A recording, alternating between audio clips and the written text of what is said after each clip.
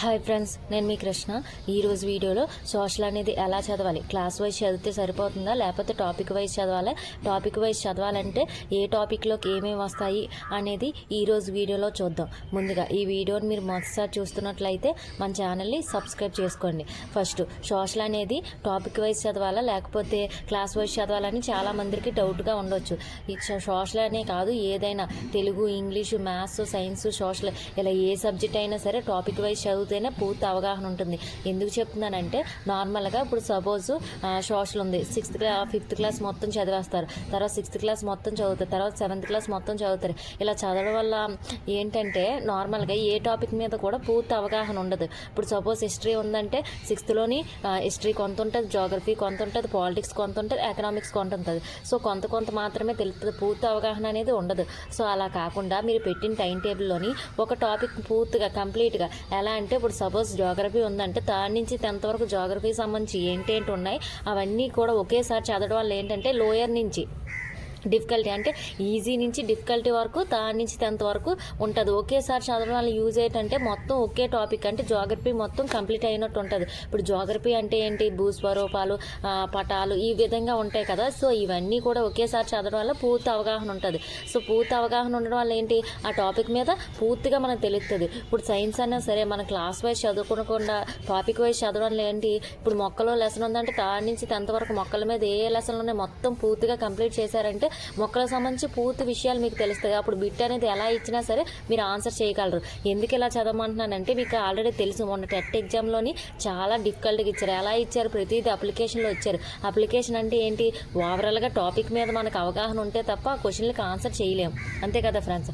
ఆ క్వశ్చన్కి ఆన్సర్ చేయగలగాలంటే మొత్తం టాపిక్స్ మీద మనకి అవగాహన ఉండాలి. లేకపోతే డైరెక్ట్గా ఇచ్చేస్తే మనం క్లాస్ వైజ్ చదివేసుకున్నా సరే సరిపోతుంది. కానీ డైరెక్ట్గా ఇవ్వట్లేదు కదా, అప్లికేషన్లు ఇస్తున్నారు. సో ఇది డిఎస్సి టెట్ కూడా కాదు. సో డిఎస్సి అనేది చాలా మందిని తీసేయడానికే పేపర్ తయారు చేస్తారు. క్వశ్చనర్ ఎలా తయారు చేస్తారంటే 100 మందిలోని ఒక 70% కరెక్ట్గా ఎట్టకూడదు ఆన్సర్. అంటే బాగా చదివిన వాళ్ళు తప్ప నార్మల్గా చదివి వాళ్ళు ఆ ఆన్సర్ చేయకూడదు అన్న ఉద్దేశంతో చేస్తారు. ఎందుకంటే కొన్ని లక్షల మంది ఉన్నారు ఆస్పిరెంట్స్, కానీ జాబ్లు ఉన్న ఎన్ని 16,000 మాత్రమే. సో అంతమందిలోంచి ఆ 16,000కి సరిపడా వాళ్ళు తీయాలంటే పేపర్ ఎంత టఫ్గా వస్తుంది. సో మీరు అంత టఫ్గా వస్తుంది కాబట్టి మీరు కూడా అంతే లెవెల్లో ప్రిపేర్ అవ్వాల్సి ఉంటుంది. సో ఎవరు కూడా మాకు రిజర్వేషన్ ఉంది, క్యాస్ట్ ఉంది, సో ఇలా ఆలోచించకండి. ఎందుకంటే మనం ఓపెన్లో ట్రై చేస్తే కనీసం అట్లీస్ట్ రిజర్వేషన్లో అన్నా కొట్టగలరు. సో రిజర్వేషన్గా ట్రై చేస్తే కనీసం దరిదాపుల్లో కూడా వెళ్ళలేదు. సో మీరు ఏం చేయాలంటే ప్రతిదీ మాకు ఎలాంటి రిజర్వేషన్ లేదు, మాకు ఓపెన్లోనే జాబ్ వస్తుందని ఒక ఊహ మైండ్లో పెట్టుకొని మీరు చదవగలిగితేనే, ఆ విధంగా ప్రిపేర్ అవుతేనే, ఆ లెవెల్లో ప్రిపేర్ అవుతేనే మీకు కనీసం ఒకవేళ మిస్ అయితే క్యాస్ట్లో అన్న జాబ్ వస్తుంది. ఓకేనా ఫ్రెండ్స్. సో మీకు అలాంటి ఏవి పెట్టుకోకుండా ఈ రోజుల్లో జాబ్ కొట్టాలంటే ప్రాపర్గా ప్రిపేర్ అయితే తప్ప ప్రాపర్గా టైం టేబుల్ వేసుకోవాలి, ప్రాపర్ బుక్స్ ఉండాలి. మనం ఏ విధంగా చదివాలని ఒక ప్లానింగ్ ఉండాలి. రోజులో మనం ఎన్ని గంటలు పడుకుంటున్నాం, ఎన్ని గంటలు తింటున్నాం, ఎన్ని గంటలు నార్మల్గా మిగతా పనులకు కేటాయిస్తున్నాం, ఎన్ని గంటలు చదువుతున్నాం అనేది మనకు ఒక అవగాహన ఉండాలి. ఏ సబ్జెక్ట్ ఎంత చదవాలి, ఎందుకంటే ఇప్పుడు నార్మల్గా ఏ సబ్జెక్ట్ ఎంత వచ్చిందో, ఏ సబ్జెక్ట్ ఎంతవరకు రాలేదో మీకే తెలుస్తుంది. ఇప్పుడు నేనంటే చెప్తాను ఎలా చదవాలి, ఏ విధంగా చదవాలని కానీ చెప్పగలను. కానీ మీ మిమ్మల్ని మొత్తాన్ని అంచనా వేసి మీరు ఇన్ని గంటలు చదవాలి, తెలుగు ఇన్ని గంటలు చదవాలి, ఇంగ్లీష్ ఇన్ని గంటలు చదవాలి, సైన్స్ ఇన్ని గంటలు చదవాలి, సోషల్ ఇన్ని గంటలు చదవాలి అనేది నేను చెప్పలేను. ఎందుకంటే మీకు మాత్రమే అవగాహన ఉంటుంది. ఇప్పుడు సపోజ్ ఇంగ్లీష్ ఉందంటే అది మీకు ఎంతవరకు ఆన్సర్ చేయగలుగుతున్నారు, ఎంతవరకు చదవగలుగుతున్నారు, ఎంతవరకు అందులో స్కోర్ చేయగలుగుతున్నారని మీకే తెలుస్తుంది. సో దాన్ని బట్టి మీరు ఎలా వేసుకోవాలి, ప్రాపర్గా టైం టేబుల్ వేసుకొని ఏ సబ్జెక్ట్కి ఎంత టైం కేటాయించుకోవాలి. ఈ సబ్జెక్ట్లో నేను కొంచెం డల్గా ఉన్నాను కాబట్టి ఎక్కువ టైం, ఈ సబ్జెక్ట్లో కొంచెం వీక్గా ఉన్నాను కాబట్టి తక్కువ టైం, అలా కూడా కేటాయించుకోకూడదు. మనం ఎప్పుడైనా సరే మార్క్స్ బట్టి టైం కేటాయించుకోవాలి. తెలుసు కదా ఫ్రెండ్స్, నేను మార్క్స్ కూడా డిఎస్సి సంబంధించి సిలబస్ కూడా నేను నెక్స్ట్ వీడియోలో అప్డేట్ చేస్తాను. సో మార్క్స్ బట్టి అంటే ఏంటంటే ఇప్పుడు Telugu, English, science, social, maths same time ఉంటుంది. సో అందులో మనకి ఇంగ్లీషు, మ్యాథ్స్ కొంచెం కష్టంగా ఉండొచ్చు. అలాగని చెప్పి దానికి ఎక్కువ టైం కేటాయించేసి తెలుగు, సోషల్కి తక్కువ టైం కేటాయిస్తే అప్పుడు వీటిలో కూడా బిట్లు పోవడానికి అవకాశం ఉంటుంది. ఎందుకంటే మీకు తెలుసు కదా ఫ్రెండ్స్, ఏది కూడా ఈజీ కాదు. ఇప్పుడు సిలబస్ అయితే మీరు చూసే ఉంటారు, 3rd క్లాస్లోని లాస్ట్ టైం వరకు 3rd క్లాస్ తెలుగులోని అసలు కవులు, రచయితలు ఎక్కడా కూడా కనిపించేవారు కాదు. కానీ ఇప్పుడు 3rd క్లాస్లో చూసారా ఎన్ని ఒక 20 మెంబర్స్ వరకు కవులు రచయితలు ఉన్నారు. సో ఇప్పుడు ఏది కూడా ఈజీగా లేదు, ప్రతిదీ కూడా ఎక్కువ కంటెంట్ ఇచ్చారు. సో అలాంటి కంటెంట్ చదవాలంటే ఏ సబ్జెక్ట్ కూడా లైట్ తీసుకోకూడదు. అలాని డిఫికల్టీ సబ్జెక్ట్ వదిలేవాళ్ళ ఆ టైంలో పూర్తవ్వలేదు అనుకుంటే మీకు ఈజీగా అనిపించిన సబ్జెక్ట్ కొంచెం తక్కువ టైంలో కంప్లీట్ చేసేసి ఆ టాపిక్ మీరు ఈరోజు ఏ టాపిక్ చదవాలనుకుంటున్నారో ఆ టాపిక్ ఇప్పుడు సపోజ్ తెలుగు ఉందంటే ఈరోజు 3rd క్లాస్ మొత్తం పూర్తి చేయాలనుకున్నారు. సో 3rd క్లాస్ అనేది ఒక 3-4 గంటలు పెట్టుకుంటే 4 అవర్స్లోనే ఒక 2.5 అవర్స్లో కంప్లీట్ చేసేసి తర్వాత మీకు డిఫికల్ట్గా ఉన్న సబ్జెక్ట్ ఏదైతే ఉందో అది పెట్టుకోవాలి. ఈ విధంగా పెట్టుకోవాలి. అంతే తప్ప మనకు కష్టంగా ఉందని చెప్పి రోజంతా అదే చదివి ఈజీగా ఉందని చెప్పి రోజులో 1 గంట 2 గంటలు చదివితే మనకి ఏది కూడా కంప్లీట్ అవ్వదు. ఈజీగా ఉన్న సబ్జెక్ట్ నుంచి కూడా లైట్ తీసుకోకూడదు. ఎందుకంటే ఇప్పుడు చూసారు కదా, ప్రతిదీ కూడా అప్లికేషన్లో వస్తుంది. ప్రతిదీ కూడా అప్పుడు కవులు రచయితలకి రచనలు ఇచ్చివారు ఉన్నాయి, గుర్తుపెట్టుకో అవసరం లేదనుకోని కవులకి రచనలు కాకుండా కొన్ని ఇంపార్టెంట్ పాయింట్స్ ఉన్నాయి, అవి కూడా గుర్తుపెట్టుకోవాలి. కంటెంట్ గుర్తుపెట్టుకోవాలి, లెసన్ గుర్తుపెట్టుకోవాలి, పాత్రలు, సన్నివేశాలు, వెనకాల గ్రామర్ అన్నీ గుర్తుపెట్టుకోవాలి. అలానే సోషల్ కూడా ఇప్పుడు ఏంటంటే 4 పార్ట్స్ ఉంటాయి. Geography, history, politics, economics. మిగతావి అందులోకి రానివి అదర్స్ అని పెట్టి రాశాను. సో ఇందులో ఏ లెసన్లో ఏ దాంట్లోకి వెళ్తాయి, మనం ఏ విధంగా ప్రిపేర్ అవ్వాలనేది ఇప్పుడు చూద్దాం.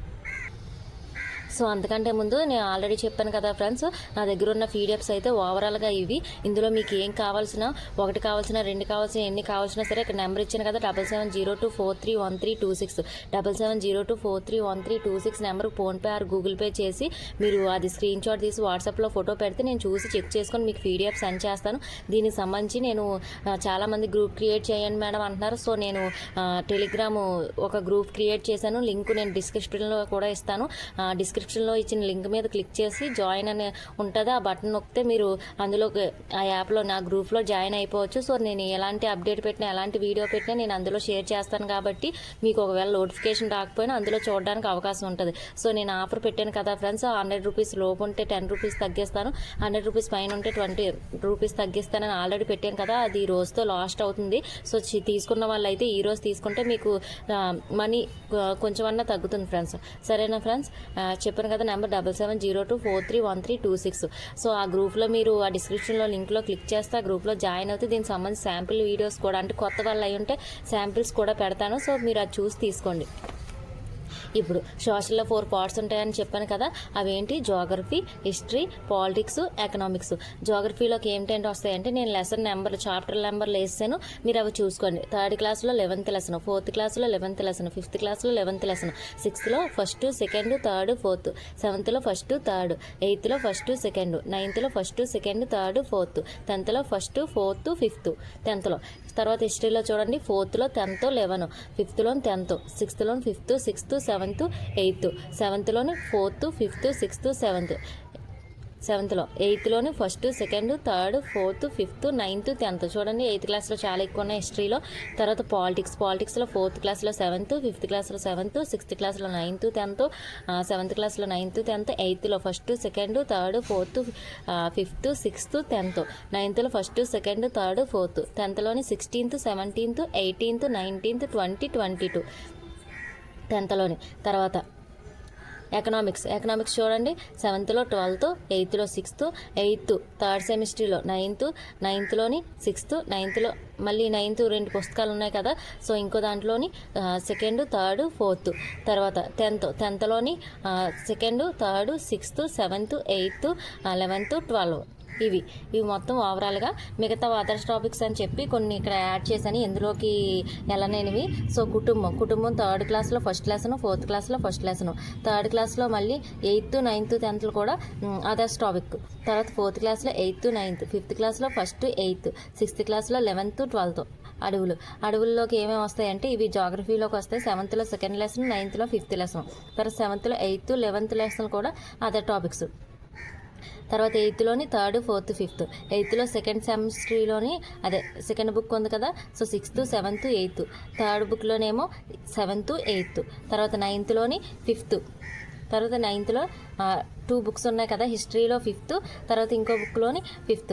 మొత్తానికి ఓవరాల్గా సోషల్ సంబంధించి రిలేటెడ్ టాపిక్స్ ఇవి. సో మీరు రిలేటెడ్ టాపిక్స్గా నేర్చుకోవడం వల్ల ఏంటంటే రిలేటెడ్గా నేర్చుకోవడం అంటే టాపిక్ మొత్తం ఒకేసారి మీకు వస్తుంది, దాన్ని ప్రాపర్గా మొత్తం కూడా నేర్చుకోవడానికి అవుతుంది. అంటే ఈజీ నుంచి డిఫికల్టీ వరకు ఇలా మొత్తం కూడా నేర్చుకోవడానికి అవుతుంది ఫ్రెండ్స్.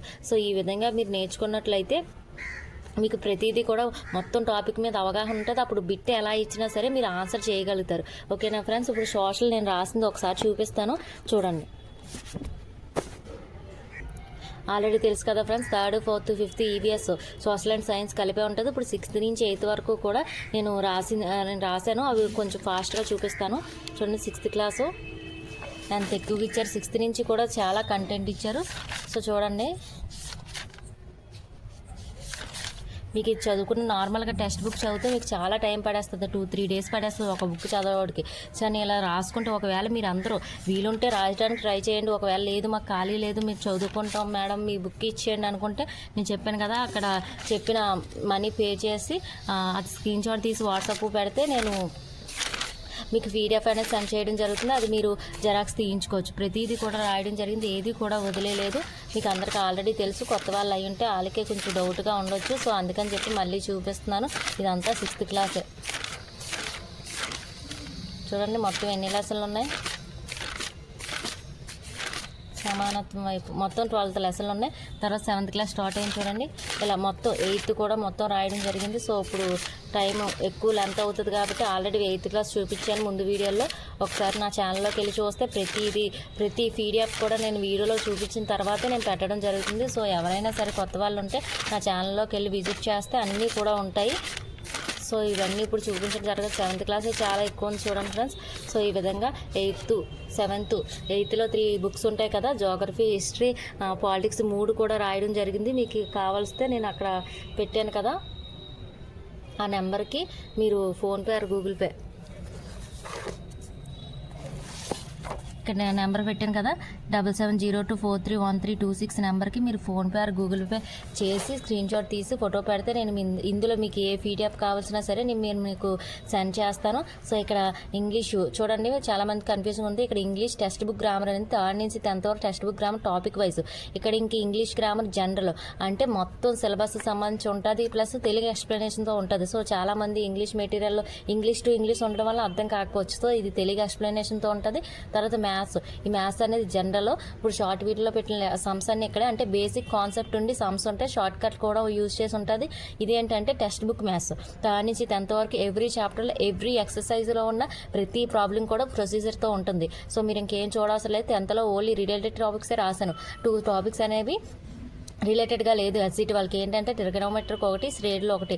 సో ఈ 2 కూడా రాయలేదు 10th క్లాస్లో. మిగతావన్నీ కూడా ఓవరాల్గా రాసాను. తర్వాత ఇంగ్లీష్ రైటర్స్, తర్వాత Telugu content, social 8th class మొత్తం కూడా రాయడం జరిగింది. మెథడ్స్ ఒకటి, పర్స్పెక్టివ్ ఎడ్యుకేషన్ ఒకటి, సైకాలజీ ఒకటి నేను అకాడమీ బుక్స్ నుంచి రాయలేనండి. ఎందుకంటే 2016 to 20 ఈ మధ్యలో అన్నారు కాబట్టి అవన్నీ రాయడం చాలా కష్టం కాబట్టి నేను ఒక 2-3 పబ్లికేషన్ బుక్స్ రిఫరెన్స్ చేసి నేను ఇవన్నీ రాయడం జరిగింది. సో మీకు ఏం కావాలన్నా సరే ఈరోజు ఈవినింగ్ వరకు ఆఫర్ ఉంటుంది కాబట్టి అది యూజ్ చేసి అందరూ తీసుకుంటారు అనుకుంటున్నాను. నేను టెలిగ్రామ్ లింక్ ఇచ్చాను, ఆ గ్రూప్లో అందరూ యాడ్ అవుతే నేను ఏం అప్డేట్ చేసినా సరే మీకు వస్తుంది. సరేనా ఫ్రెండ్స్? ఈ వీడియో కనుక నచ్చినట్లయితే మీరు లైక్ చేయండి, షేర్ చేయండి. ఇలాంటి మరిన్ని వీడియోస్ కోసం మన ఛానల్ సబ్స్క్రైబ్ చేసుకోండి.